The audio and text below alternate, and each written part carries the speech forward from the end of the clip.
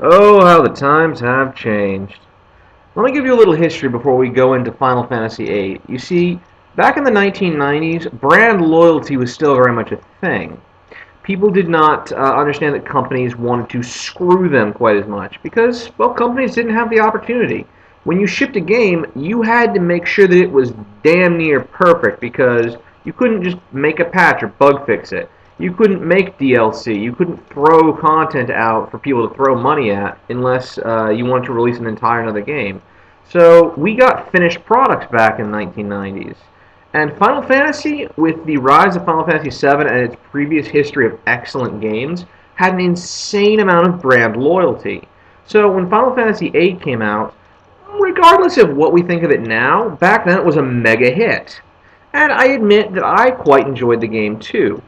However, in recent years, I've come to reevaluate, thanks in part to Noah Antweiler, the Spoony One's criticisms of it. While his critiques are incredibly severe, I think, the game does have its fair share of flaws. And part of why I'm doing this is to highlight the flaws of the series, but also the good in the series, until we get to the death of the series. We'll get there. We'll get there.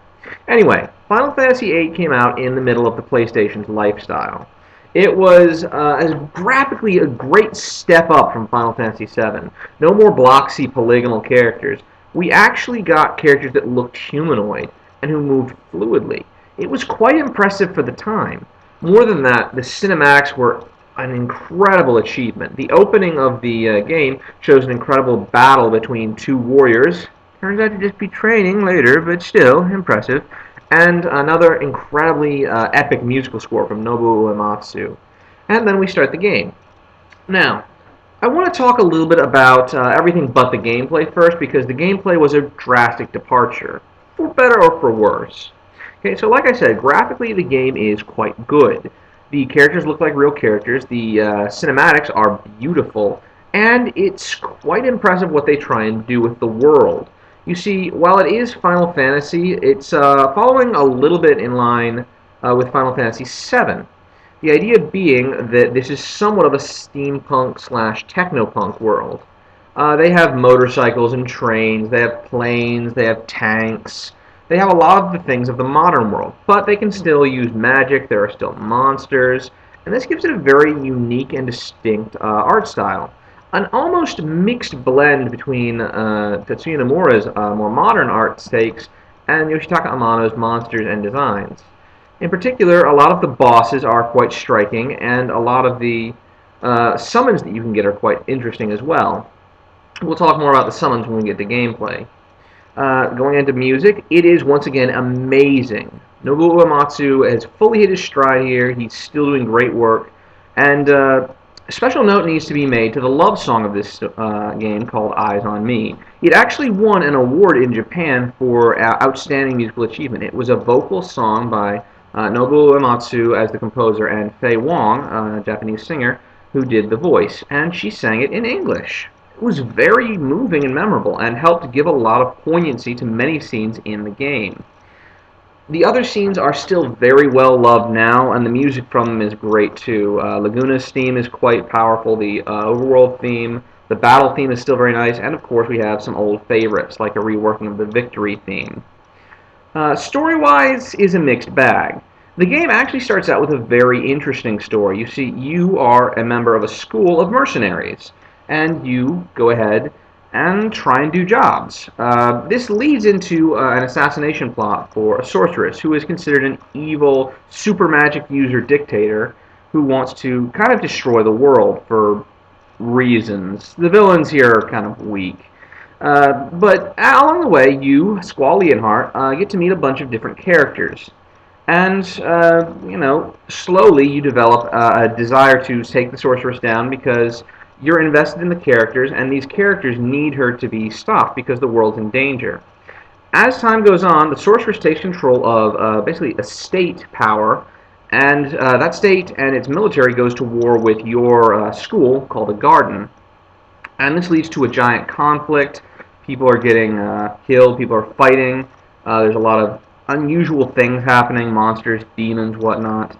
And eventually, you go to a secret country and have to go into space, actually, to try and stop another sorcerer, because there's apparently a lot of sorceresses in these worlds. And then we kind of go off the rails.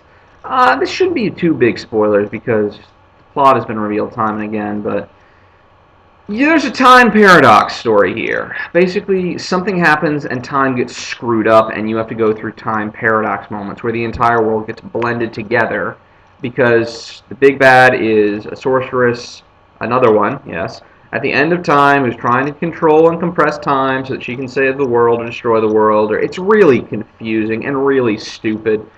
The game's on 4 discs, and the first, I'd say, 2.5 to 3 are great. The last one is remarkably dumb. It's just a large dungeon crawl with you going after this one sorceress. And it doesn't make a lot of sense, too. However, the game does some other things with the story which are very good. For example, spliced throughout the story are flashbacks to a different character. You go into a dream state and see the past of a character named Laguna and his comrades as they fought in a war against another country called Esther. They were working with a country called Galvadia. And this is actually quite interesting. You don't know why it's happening, but it gives you a different character, and the character has all of your stats and your abilities, but different weapons and different limit breaks. And once you learn why it's happening, it's kind of interesting. There's this air of mistrust and mystique. And when the final reveal is made and you finally meet Laguna, it's kind of very surprising. There's a lot of great twists in this story. Now, let me talk about the characters real quick. They are a mixed bag. While they are all distinct, and I think fully fleshed out and well-rounded, some of them have some more annoying characteristics. Square was trying to create funny characters that were amusing as well as, suitably epic. They'd done this before with someone like, say, Gao from Final Fantasy VI. I am Gao. I'm your friend. Let's travel together. Wow, what is Swordman doing? Or, with Kate Sith, to varying effects in Final Fantasy VII. But they wanted to have characters like Zell Dinched, who was an overexcitable fanboy character, who, while a very good fighter, very loyal to his friends, was at times a little bit excitable and would, frequently jump and cheer and whoop. You had Selphie Tilmet, who was sort of a girly girl. She loved to hum and sing childish songs. But we also got some other very interesting characters. Renoa Hartley is, terrorist with a heart of gold. Square seems to be very fond of that trope. Who ends up falling for Squall Leonhardt, but she has to save her country being oppressed by a military regime that's quite out of control. And we have Irving, the sharpshooter who claims to be the best, but who can actually choke really hard when the moment comes to him. And Quistis, the teacher, who's actually got an inferiority complex. And of course, we have our villains. Cypher, the anti-Squall. Rather than being a bit down and emo like Squall was, he's very loud, outspoken, and at times very flashy. He's also an asshole. We actually got some very good characterization throughout this entire plot. Cypher, for example, goes from being, a jerk but a good-natured rival to being your big enemy to actually, going back and being fully normal again, being kind of humanoid. And his friends were quite good too. We had an excitable friend, but we also had a friend who spoke in one-word sentences. By the end of the game, she's actually speaking in full sentences and breaks this trope. And since we've seen this through the whole game, where she just says, fight, run, kill, when she actually breaks the trope, it seems like such an incredible growth. We have characters who come and go, such as Biggs and Wedge, who are unfortunate soldiers who keep getting promoted and demoted thanks to the efforts of Squall and his team. And there's always time in battle where they will just talk to you and just complain and moan and fight you. There's a lot of really good dialogue and battle scenes in the battles. For example, one battle you have a man dissolve in the middle of battle and turn into a monster. It's very interesting for the story and for the graphics. Now, are the characters perfect? No. Some of them are very annoying. Squall, for example, is very much an uncaring ass for a lot of the first part of the story. But they grow on you, and I think they're quite enjoyable once you get used to them. The biggest problem with the game was the gameplay. And this is a problem it's only really a problem if you think about it too hard. You see, you have the standard turn-based system with the active time battles. And they added a few new twists. For example, you have a gun blade. While a ridiculous weapon, if you click the trigger on the PlayStation controller right as you hit, you can do extra damage.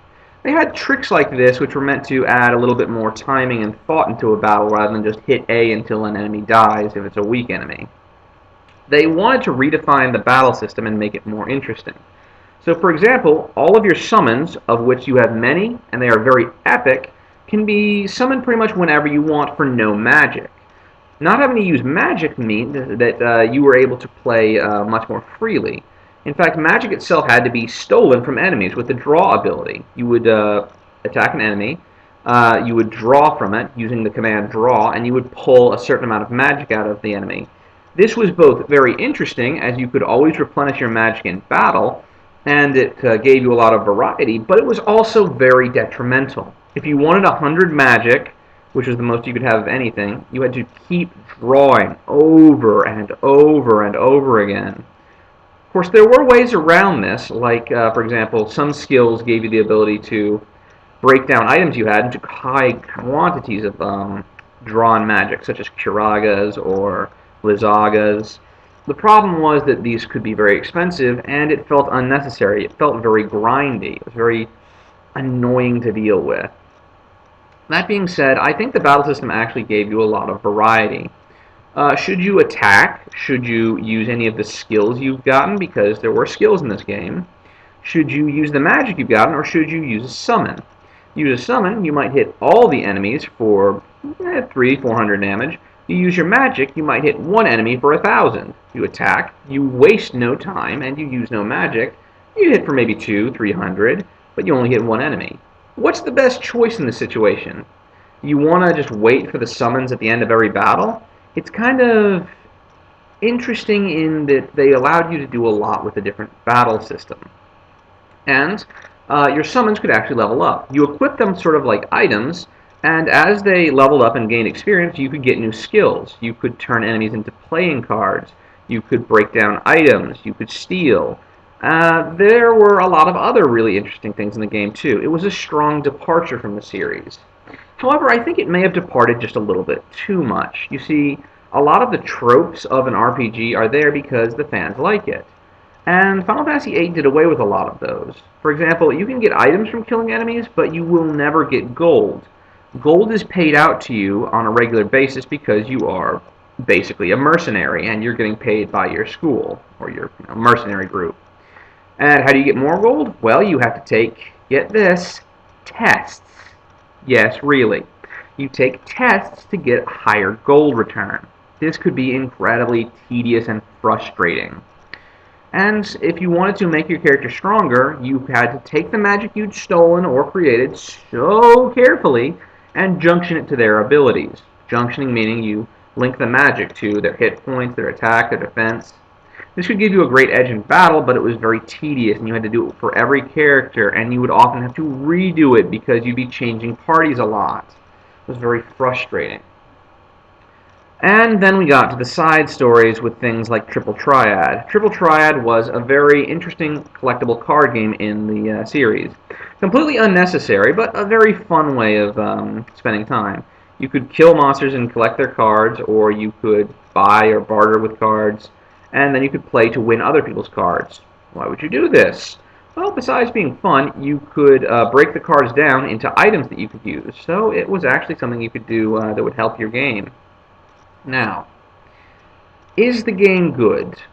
I think so. The characters play off one another very well, and there are a lot of awkward moments, such as the torture scene where, for example, Squall is like, well, what is C, the group that you're working for? We spread flowers to the worlds. It's like, oh god, really? There are some awkward script moments, but the characters play off each other very well. The story is relatively well paced up until the last disc, and we get some very poignant moments, such as my favorite scene, Squall, having no air in a spacesuit, jumping into the black void of space to save the woman he loves, and them somehow finding a spaceship. Deus Ex Machina, yes, but a very poignant and touching moment. There's a lot of really good things in the story, and there's a lot of great extras. We have extra dungeons and extra summons we can get, and we get the return of Gilgamesh. If you manage to get a specific summon at one point in the game, Gilgamesh will return, and he will be a summon character that you can use. We get other small little nods to previous games in the series, such as side characters who appear here and there, or we get cards from other characters, or, my favorite, there's a summon called Tonberry and Doomtrain. These are characters from previous Final Fantasies, and Doomtrain in particular from Final Fantasy VI, and they're very nice little Easter eggs. There is a lot to do in the game, from card collecting to side quests to extra summons, and it can keep you very busy. Really, I think the game is quite good graphically and in the gameplay faction. Yes, it can be annoying to draw magic or to have to break down magic, but honestly, the battles feel very fast. There's a lot of options, and once you've actually drawn the magic, the battle feels quite good. Well, you do have to be careful, though. Some bosses will have summoned beasts that you want to draw out of them, otherwise you lose them for good. Anyway, that being said, I think the battles are quite fun, quite fast and fluid. The combat system, it's okay. I like it well enough. The way of getting money or items is kind of stupid, and you can't buy new weapons either. You have to level up the ones you have by crafting with monster parts, and that's very dumb as well. You can get the strongest weapon in the game less than an hour in if you know what you're doing, if you're willing to grind for it. It's very weird in places. Anyway, that being said, I think it's a very fine entry into the series. It's not as bad as people in recent years have been making it think.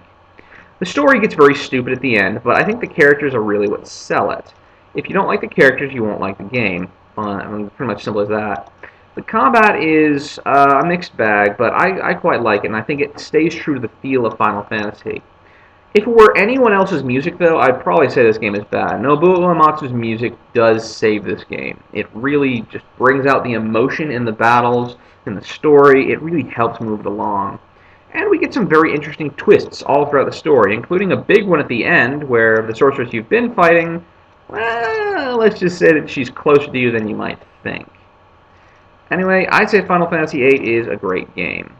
It has its problems. It's not as good as Final Fantasy VI, but it's much prettier than Final Fantasy VII, and it was trying something new, something I can appreciate. Next time, we go back to basics with Final Fantasy IX. Hope everybody stays tuned for that. See you.